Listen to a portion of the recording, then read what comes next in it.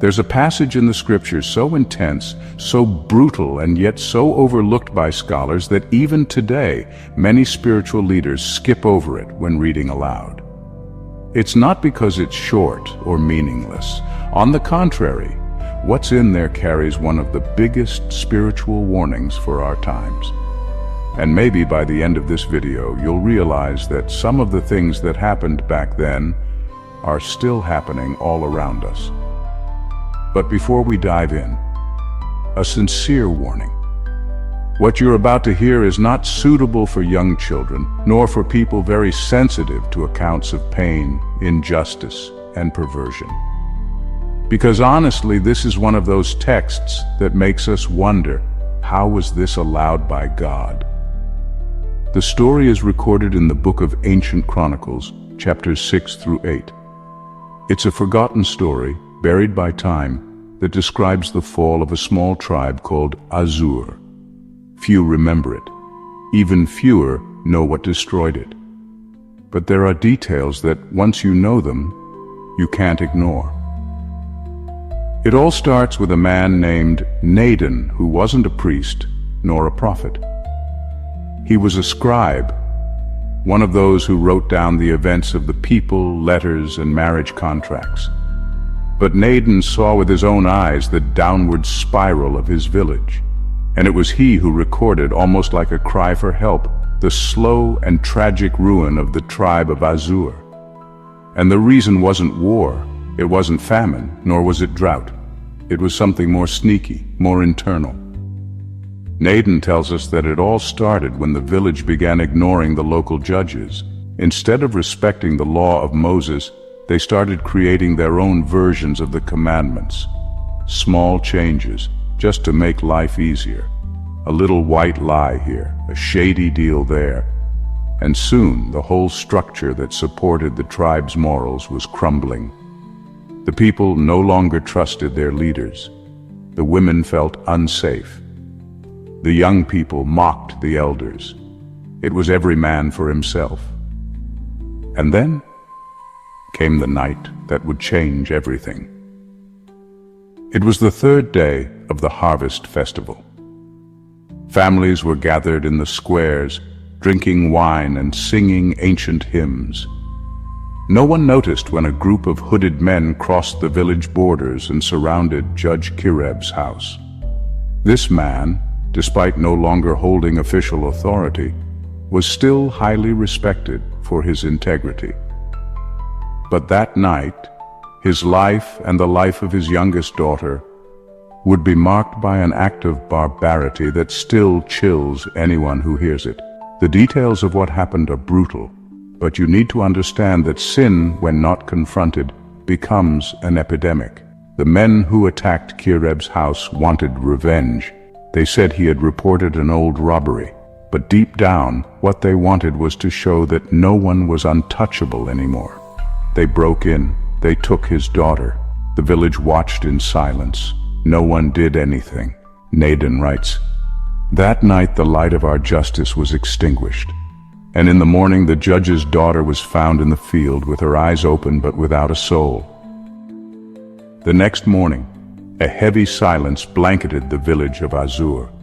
It wasn't the silence of peace, but the silence of shame. Doors were slightly open. People avoided looking at each other, and the young woman's body had been covered with a white cloth placed on the central stone in the square, as if the village itself was being forced to face the reflection of its inaction. Kireb, the judge, didn't yell. He didn't cry in public. He just looked at the sky for a long time, then walked to his house and locked himself in for 3 days.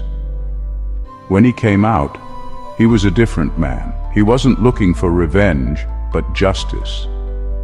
And what he did next would become the most controversial act in the tribe's history. Kireb cut the clothes his daughter wore that night. He divided them into 7 pieces. He sent one to each of the neighboring tribes with a single message. The shame of Azur now belongs to all of us. The sin you tolerate today will knock on your daughter's doors tomorrow. Some tore up the letter, others cried, but most ignored it. Then something began to crumble. Not just political relationships, but the very spirituality of the people. God's presence, once noticeable in the songs and the plentiful harvests, seemed to have withdrawn. The river that supplied the tribe dried up for 3 months. Children started getting sick without explanation, and every dream was invaded by images of the field, the stone, the daughter with her eyes open. Nadan, the scribe, reports that the people began to debate. Is it a punishment? Is it a coincidence? But no one wanted to admit that the distancing from God didn't begin with that crime. It began years before, with the abandonment of the word, with the silence in the face of wrong, with the complicity camouflaged as tolerance. A society that normalizes sin ends up trivializing the sacred. And then came the breaking point. 3 families in the village rebelled against Kireb's clan. They said he had brought the curse upon them. They accused him of manipulation. They destroyed his barn. They spread rumors. The village was on the brink of civil war. And Azur, once a beacon of justice, became a symbol of decay. But now, I ask you with all due respect, how many times have we let a mistake go unchecked, afraid of seeming intolerant? How many times have we ignored someone's cry for help, just to keep the group comfortable?